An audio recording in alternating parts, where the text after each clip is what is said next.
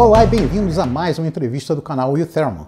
Dessa vez, pela primeira vez, é uma entrevista virtual. O meu convidado se encontra na cidade de Fortaleza, no nordeste do Brasil, e eu me encontro na cidade de Posadas, no nordeste da Argentina. O meu convidado é o professor Ivanildo José da Silva Júnior, da Universidade Federal do Ceará. Seja muito bem-vindo, Ivanildo. Eu que agradeço o convite, professor Marcelo Cachiel, participar dessa entrevista. Né? Nós temos acompanhado seu trabalho no canal com bastante empolgação. Muito obrigado. Ivanildo se formou em Engenharia Química pela Universidade Federal do Rio Grande do Norte, fez mestrado e doutorado na Unicamp e atua no Departamento de Engenharia Química da Universidade Federal do Ceará como professor associado. Sua pesquisa é na área geral de processos de separação e, mais especificamente, em processos de adsorção em fase líquida e cromatografia. E na parte de ensino, o professor tem ministrado cursos nas áreas de balanço de massa e energia, fenômenos de transporte e operações unitárias. E o professor tem sido muito ativo no uso de metodologias ativas de ensino, que é uma tendência moderna. Ivanildo, alguns dos nossos espectadores talvez não conheçam, não saibam a respeito de metodologias ativas de ensino. Será que você poderia fazer uma breve explicação? Então, as metodologias ativas são aquelas em que o aluno é colocado como protagonista do conhecimento, o contrário da metodologia tradicional, em que o professor vai para a sala de aula, ele está à frente da turma e expondo o conhecimento, expondo o conteúdo. Na metodologia ativa, o aluno ele passa a buscar o seu conhecimento. Ele é incentivado pelo professor a todo momento em construir os conceitos em busca do conhecimento. Então, o professor ele deixa de ser aquele professor em que vai para o quadro, expor o conteúdo, resolver o problema, e ele vai passar a atuar como um tutor, onde, junto com o aluno, ele vai construir o conhecimento. Eu tenho uma pergunta um pouco provocadora agora, que é a seguinte: ao longo dos últimos séculos, gerações e gerações de profissionais, cientistas, se formaram no esquema tradicional que você descreveu agora há pouco, do aluno sentado em sala de aula com o professor expositor. Esse modelo de ensino se encontra esgotado? Então, essa é uma pergunta bastante complexa, né? Sobretudo no momento atual que nós vivemos. Eu não digo que se esgotou. Eu acredito que há ainda espaço para a exposição, mas a exposição de uma forma diferente do que nós estamos acostumados. Por quê? Porque o jovem, o estudante de hoje, ele mudou. Ele é diferente do estudante há 10, 15, 20 anos atrás. Com a evolução da tecnologia e com a mudança comportamental, né, dos jovens, eu acho que uma aula tradicional em que o professor passa uma hora e meia falando e o aluno sentado ouvindo, se tornou cansativo para eles, em muitos momentos desmotivadora. Então, eu acho que é natural que haja uma mudança no processo de ensino-aprendizagem para suprir essa distância que há entre aluno e o professor que foi formado naquelas metodologias tradicionais no passado. Então, eu acho que uma maneira de minimizar essa distância é através do uso de metodologias ativas. Eu já assisti vários seminários e um curso de curta duração a respeito de metodologias ativas, mas a maior parte das vezes esses cursos foram ministrados por profissionais da área de ciências humanas ou mesmo da área de engenharia, mas, digamos, especialidades da engenharia menos quantitativas do que a engenharia química. Existe alguma diferença fundamental entre aplicar as metodologias ativas em uma sala de aula de, vamos dizer, ciências humanas e de engenharia química? Muda? Então, professor, eu acho que assim, a principal diferença é que nas ciências humanas, um modelo de discussão, um modelo de debate, em que o aluno é provocado a todo momento, já é mais comum do que na engenharia. Na engenharia, esse modelo de você incentivar o aluno a discutir, a debater e correr atrás do conhecimento, ele não era tão fortemente incentivado. E, de fato, há uma diferença, mas não é impossível. É possível, sim, trabalhar com metodologias ativas em disciplinas da engenharia química. E existem vários e vários exemplos ao redor do mundo, né, que a gente pode citar. Recentemente eu tive no Congresso Mundial de Engenharia Química em Barcelona, outubro do ano passado, e para surpresa, uma das sessões, né, sessões de apresentação de trabalhos, assim, que as salas estavam mais lotadas, eram as salas de ensino em engenharia. E foi uma surpresa minha, porque eu não esperava ter uma sessão tão cheia quanto aquela que eu participei. E diversos e diversos trabalhos sendo apresentados com o uso de metodologias ativas como sala de aula invertida, PBL, entre outras. Foi bem interessante. Então, isso já é feito ao redor do mundo, e com sucesso. Curiosamente, você mencionou a sala cheia durante a sessão de ensino. Eu estive no ano passado no Congresso Europeu de Termodinâmica e houve pela primeira vez uma sessão de ensino e os organizadores tinham medo que a sessão ficasse às moscas, e foi exatamente o contrário. A sessão de ensino lotou e as sessões paralelas tiveram muito pouco público. Agora eu te pergunto, dentro de uma disciplina de engenharia química, você trabalha com temas que são muito próximos da termodinâmica, balanço de massa, fenômenos de transporte, operações unitárias, que giram ao redor de alguma forma de termodinâmica. Existem partes do conteúdo que são mais adequadas ao ensino ativo e outras que são menos adequadas, ou com conhecimento, sabendo como fazer, qualquer tópico ao longo do curso pode ser discutido usando esse tipo de metodologia? Professor, para que haja a mudança metodológica, é preciso inicialmente fazer um planejamento. O que eu tenho feito em cima dos tópicos das disciplinas é planejar aula a aula. Então, em algumas aulas, eu vejo que dá para trabalhar com alguma metodologia, algo diferente. Eu estou experimentando. Eu já fiz isso em diversos tópicos, em diversas disciplinas, do tipo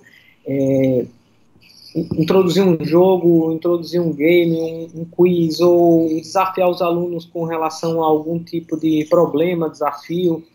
Mas é bastante interessante você perceber que você pode trabalhar, sim, em qualquer tópico.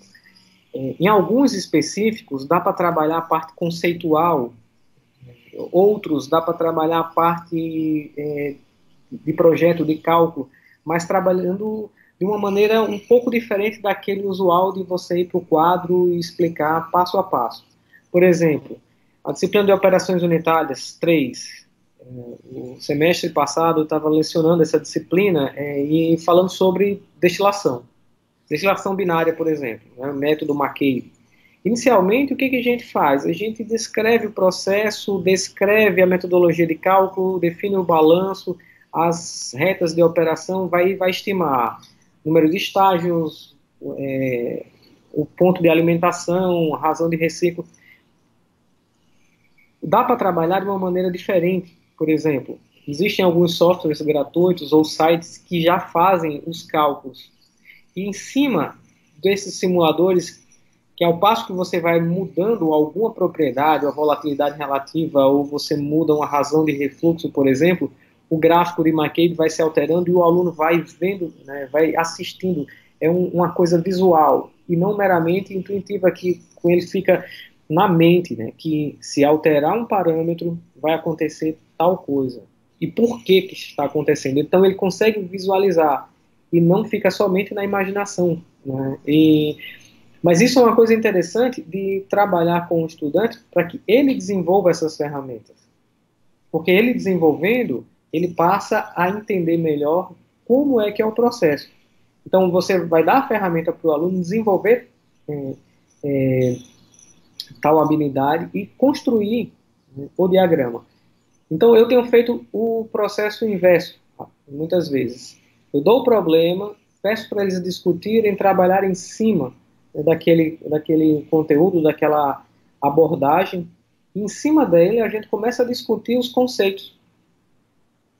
Então fica mais fácil do estudante compreender do que você ir para o quadro, por exemplo, desenhar um diagrama e explicar como é que faz, mas sem dar o feedback mesmo por trás, como é que são realizados os cálculos, por que são realizados daquela forma e tal. Existe algum tipo de dado, ou seu, ou da literatura, que compare o desempenho de estudantes que tomaram uma determinada disciplina seguindo a metodologia convencional e seguindo as metodologias novas, as metodologias ativas? Existe uma clara diferença de desempenho? Então, professor,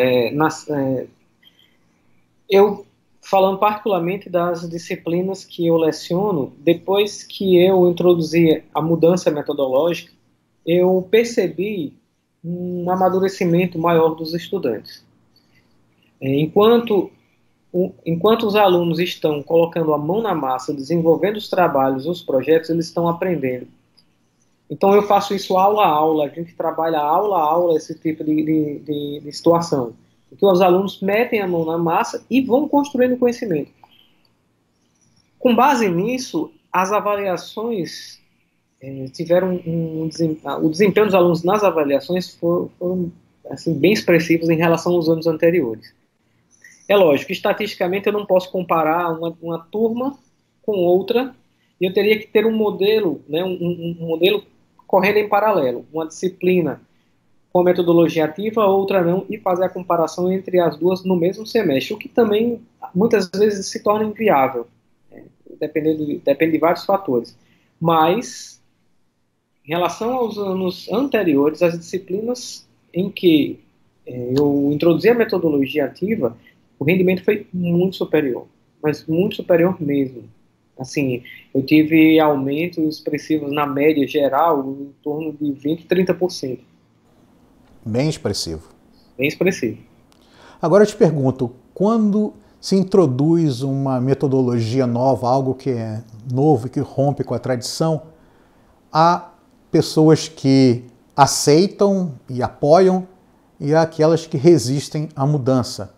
Se nós pegarmos o elenco, o conjunto dos seus colegas professores, aqueles que apoiaram, que se interessaram, apoiaram e se interessaram por quê? E aqueles que resistiram, por que resistiram? Isso é uma discussão bem interessante. E resistência existe tanto por parte dos professores quanto dos próprios estudantes.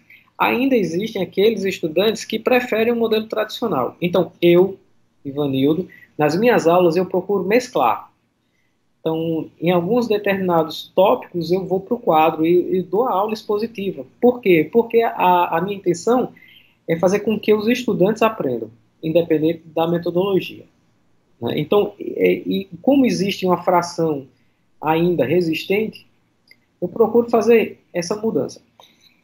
Sobre os meus colegas, alguns apoiaram, né, e têm apoiado bastante, têm incentivado, mas mudar é complicado, demanda tempo, demanda trabalho, e muitas vezes essa mudança, para alguns, ainda é um gargalo. Por quê?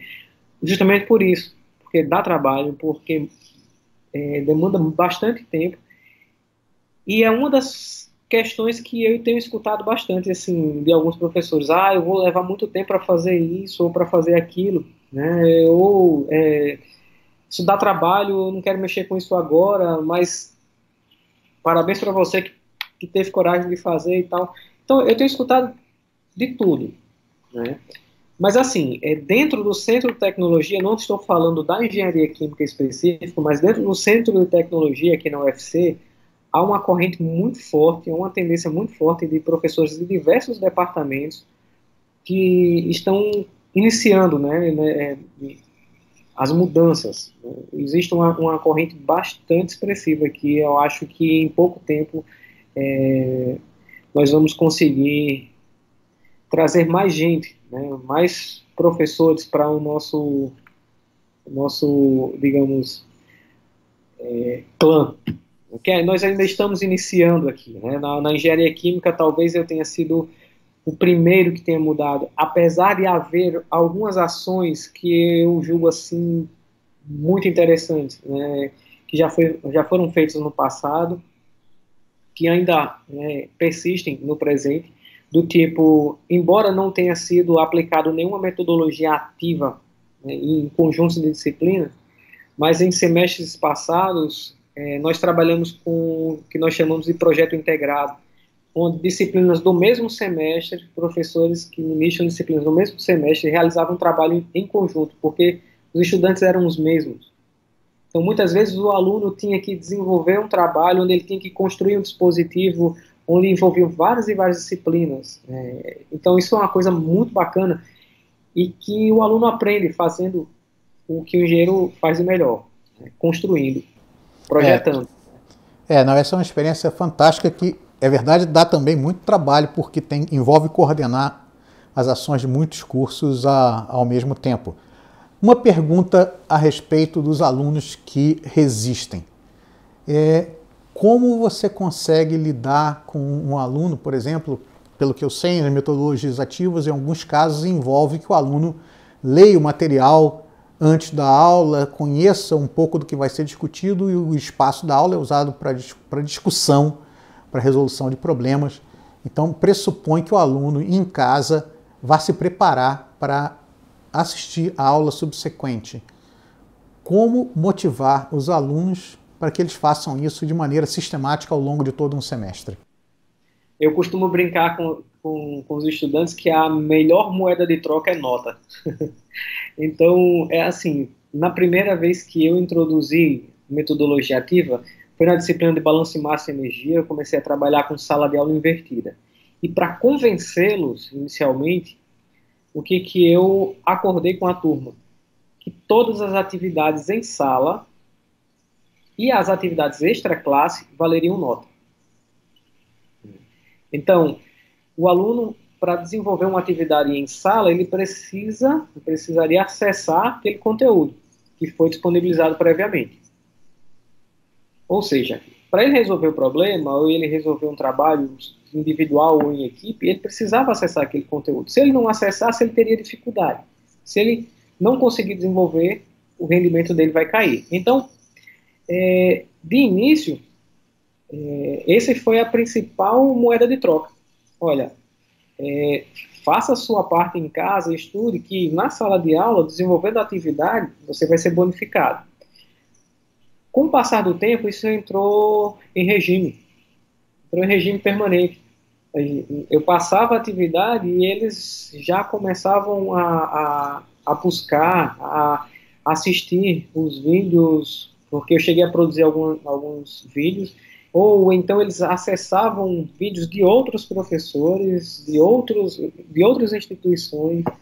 Então, até mesmo o livro, né, que o livro é indispensável, eles correram atrás de outras bibliografias, dependendo do trabalho que era passado para eles, ou do conteúdo.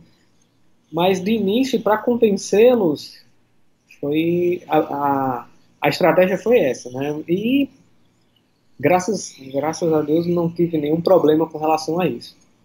Mas, de fato, no início, as 2, 3 primeiras aulas eu senti um pouco que alguns ainda estavam mais atrasados que outros. Mas em um determinado ponto da disciplina, a coisa começou a fluir. Então, o andamento foi bem. Alguns colegas professores que talvez estejam assistindo esse vídeo gostariam de experimentar esse tipo de metodologia, algum tipo de metodologia ativa em seus cursos. Que recomendações você faria? Por onde se começa? Então, professor, eu me deparei com as metodologias ativas por acaso. Isso é uma coisa bastante interessante também de ser comentada. Eu estava um pouco desanimado, né? Não estava satisfeito com o andamento das minhas aulas, como elas eram conduzidas. Eu não aguentava mais dar aula como eu dava, né? E como eu ministrava. E o rendimento, eu percebendo que o rendimento dos alunos também não era aquele esperado. E eu comecei a buscar por algumas alternativas. E um belo dia, eu ia, véspera de prova, a minha aula seria uma aula de revisão, eu preparei o material e eu resolvi, no lugar de ir para a sala escrever, né, um resumo no quadro e trabalhar com eles em cima desse resumo, eu resolvi fazer um vídeo com esse material. Eu tinha um equipamento que conseguia fazer a captura, né, do áudio e do vídeo, fiz esse material e passei para os alunos como um material auxiliar de revisão. Isso surtiu um efeito tão grande, tão positivo, assim, o feedback dos alunos foi instantâneo. Professor, o senhor devia fazer mais vezes isso.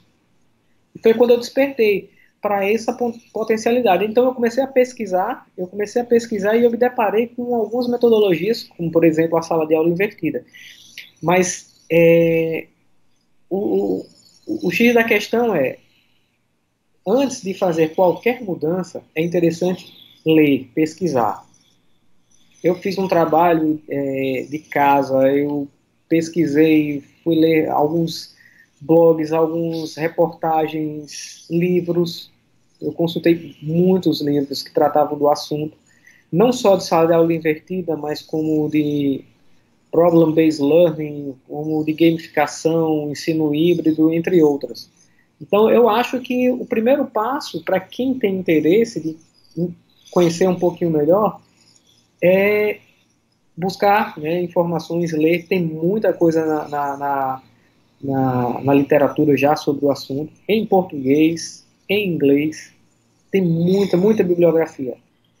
Então, o primeiro passo, o que eu indico é buscar entender o que é. Uma coisa que eu queria chamar a atenção é que o fato de você usar uma metodologia ditativa não quer dizer que a aprendizagem do aluno está sendo ativa. Porque, por exemplo, a sala de aula invertida não consiste somente em você gravar um vídeo, o aluno estudar em casa e ir na sala resolver um problema. Se você disser como ele resolve o problema. A metodologia ativa diz que o aluno tem que construir o problema, o aprendizado. Então, quando ele se depara com um problema ou com um projeto, ele tem que desenvolver algumas habilidades individuais ou em equipe que vai solucionar aquele problema. Então, eles têm que correr atrás da solução. E o professor é o mediador. E isso é também um outro problema que a gente encontra por aqui e em outras universidades também ao redor do mundo, é que alguns ainda acham que o professor está usando desses artifícios para minimizar o trabalho. E que não é, que dá muito trabalho.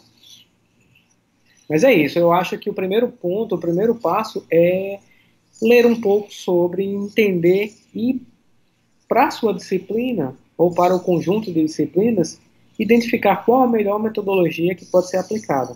Tá. E agora, do ponto de vista de um aluno que esteja cursando uma disciplina ministrada dentro do espírito de ensino ativo, aprendizado ativo, qual é a postura que o aluno deve ter num curso como esse? Então, eu mencionei há pouco que o trabalho do professor não é minimizado, e nem o do aluno. O trabalho do aluno, ele também não é minimizado quando você faz uma mudança metodológica como essa. Porque a metodologia tradicional, o aluno está ali sentado e copiando. O trabalho dele é copiar, muitas vezes. Em algum momento, ele é incentivado a resolver um problema, alguma coisa nesse sentido. Mas, na maioria dos casos, o professor está resolvendo e ele está acompanhando o raciocínio. Ele não está raciocinando para resolver. O aluno ele tem que ter em mente que ele vai trabalhar. Que ele, primeiro, tem que acessar o conhecimento, seja por um texto, por um vídeo, um filme, um artigo.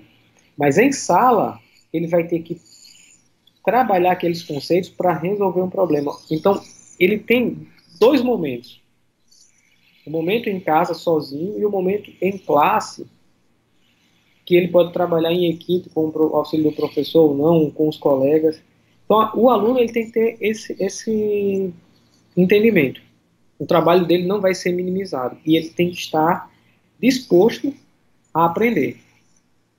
E aí só aprende pondo a mão na massa. Dando uma guinada total.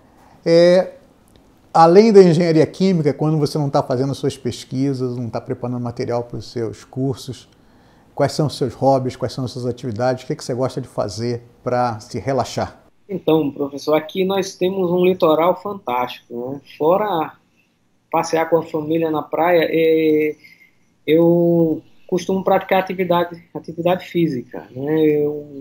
Eu tenho praticado corrida de rua, mais recentemente, e eu também gosto muito de artes marciais. Eu pratiquei e pratico artes marciais, né? Mas minha paixão sempre foi futebol. Eu nunca fui um excelente jogador, digamos assim. O futebol, ele é uma paixão nacional. Então, eu gosto muito de jogar um futebol também. Bom, Ivanildo, e para encerrar, eu gostaria de perguntar a você a respeito dos cursos de graduação e pós-graduação em Engenharia Química da Universidade Federal do Ceará. Eles são boas opções para um aluno que, por exemplo, venha de fora do estado? Então, professor, vou iniciar pela pós-graduação. Recentemente, nós ascendemos para a nota 6, que é o índice dado pela CAPES, para ranquear os cursos de pós-graduação no Brasil, onde o máximo é 7. Então, nós estamos muito bem colocados no cenário nacional como um dos melhores cursos de pós-graduação do Brasil. Nós temos recebido não só estudantes de fora, mas como estudantes de outros países aqui da América do Sul, por exemplo. E com relação à graduação, nossa última nota no ENAD, ela foi bastante expressiva.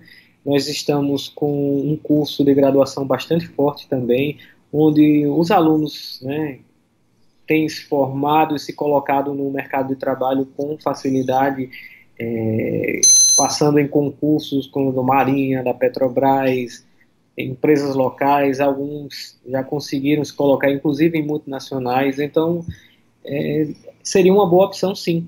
O nosso curso tem andado muito bem no cenário. Muito obrigado, Ivanildo, por essa entrevista que tocou em pontos tão importantes a respeito dessas metodologias modernas que procuram trazer mais motivação e melhor aprendizado para os alunos. Muito obrigado a você, espectador, pela audiência e vemo-nos no próximo vídeo do canal UThermal. Eu agradeço bastante, professor, pelo convite, né? Para mim foi um prazer falar aqui um pouco sobre o que nós estamos fazendo. Um abraço e até a próxima. Até a próxima.